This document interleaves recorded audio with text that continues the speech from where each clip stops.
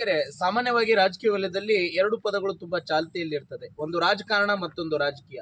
ಈ ಎರಡು ಪದಗಳಿಗೆ ತನ್ನದೇ ಆದ ಅರ್ಥ ವ್ಯಾಪ್ತಿಗಳಿವೆ. ಅದನ್ನು ಅನುಭವಿಸಿದವರು ಹಾಗೂ ಅನುಭವಿಸಿದವರು ಚೆನ್ನಾಗಿ ಬಲ್ಲರು.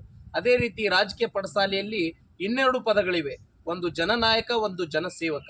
ಒಂದು ಜನನಾಯಕ ರೂಪುಗೊಳ್ಳುವುದರ ಹಿಂದೆ ಅವರ ಅನೇಕ ಹೋರಾಟ, ಸಮಾಜ ಪರ ಬದ್ಧತೆ, ಸಮಾಜ ಪರ ಕಾಳಜಿ, ಹೀಗೆ ಹಲವು ಸಂಗತಿಗಳು ಕಾರಣವಾಗ್ತದೆ. ಅಂತ ಒಂದು ಜನನಾಯಕರನ್ನ ನಾವು ಇವತ್ತು ಇಂಟರ್ವ್ಯೂ ಮಾಡಕ್ ಬಂದಿದ್ದೀವಿ. ಮಾನ್ಯ ಬಾಗಲಕೋಟೆಯ ಉಪಚುನಾವಣೆಯ ಅಭ್ಯರ್ಥಿ ಆಗಿರುವಂತಹ ಉಮೇಶ್ ಮೇಟಿ ಸಾಹೇಬರು ನಮ್ಮ ಜೊತೆಯಲ್ಲಿದ್ದಾರೆ. ಸರ್, ನಾವು ಯಾರು ಕೂಡ ಅನ್ಕೊಂಡಿರ್ಲಿಲ್ಲ ಈ ಚುನಾವಣೆ ಬರುತ್ತೆ ಅಂತ ಹೇಳಿ. ಅನಿರೀಕ್ಷಿತವಾಗಿ ಈ ಚುನಾವಣೆ ಬಂದಿದೆ. ತಾವು ಕ್ಷೇತ್ರದ ಎಲ್ಲಾ ಕಡೆ ಹೋಗ್ತಾ ಇದ್ರಿ, ಯಾವ ರೀತಿ ಜನ ಬೆಂಬಲ ಸಿಗ್ತಾ ಇದೆ?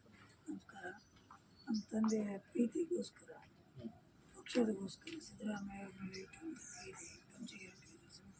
ಜನ ಸ್ಪಂದನೆ ಮಾಡ್ತಾರೆ, ಒಳ್ಳೆಯ ರೀತಿಯಿಂದ ನೋಡ್ಕೊಳ್ತಾರೆ.